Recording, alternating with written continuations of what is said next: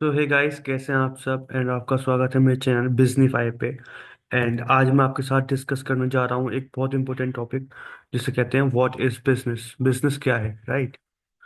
सो आइए चलिए देखते हैं आगे।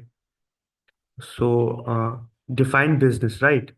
सो बिजनेस क्या है? Basically business is an activity focus on creating, delivering and exchanging value to meet the needs and wants of the customers, right.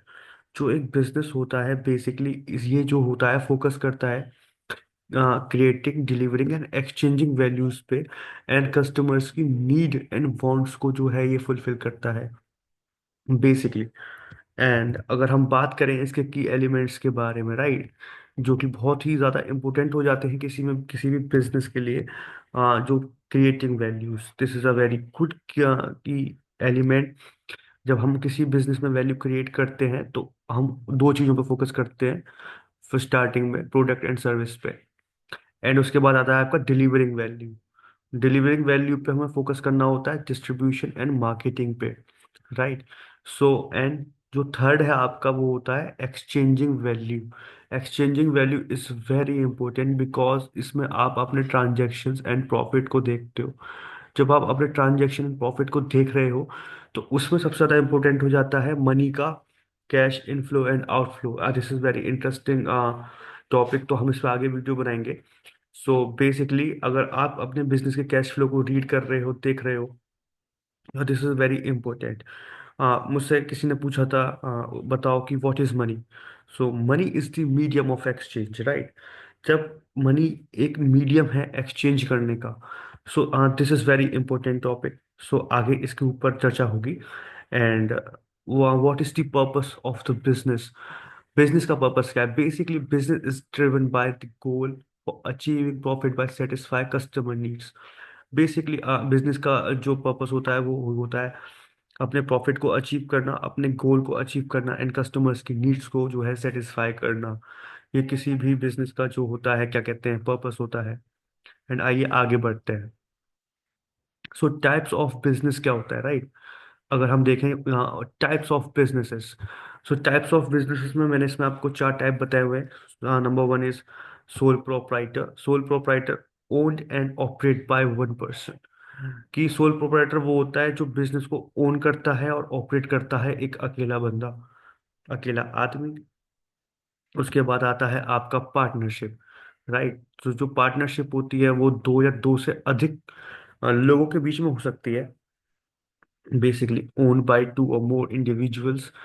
जो पार्टनरशिप होती है दो या दो से अधिक व्यक्तियों के बीच में होती है किसी भी बिजनेस के अंदर। And this is very good. And आपका थर्ड आता है corporation. Corporation is legal entity separate from its owners.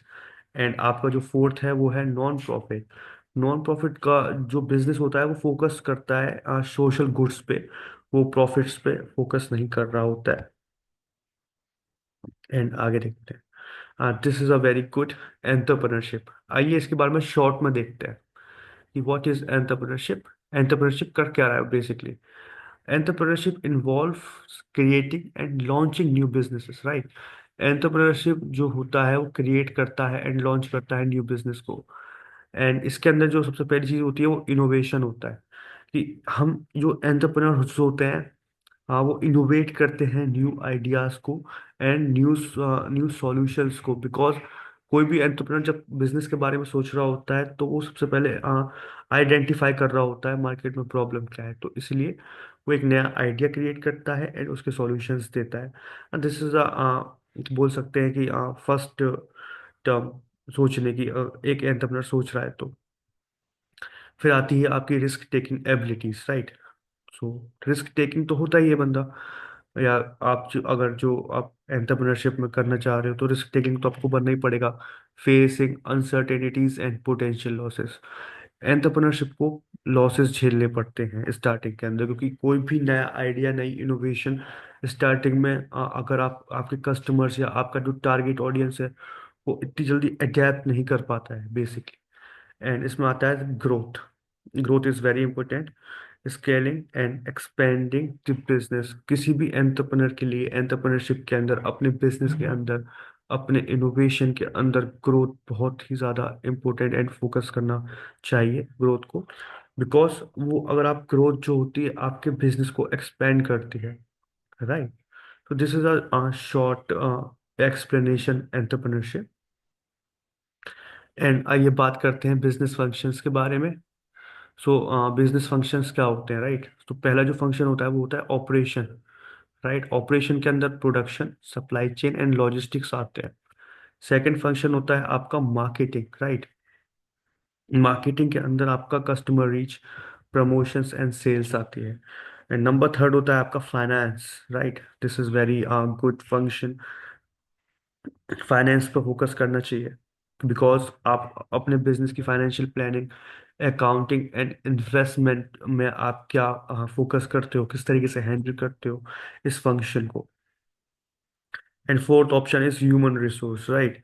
Human resource is हाँ वेरी इंपॉर्टेंट बिकॉज अगर आपके बिजनेस के अंदर एक अच्छा ह्यूमन रिसोर्स है तो आपका बिजनेस कम टाइम में ज़्यादा ग्रो करेगा। बिकॉज इसमें एम्प्लॉयज़ को रिक्रूट किया जाता है, उनको ट्रेनिंग दिया जाता है एंड कंपेशनेट किया जाता है। क्योंकि ह्यूमन रिसोर्स क्या करता है, आपकी टीम को फोकस करता है एंड आपकी टीम को इस तरीके से तैयार करता है कि आपका बिजनेस जो है कम टाइम में अच्छा परफॉर्म कर सके किसी भी मार्केट के अंदर।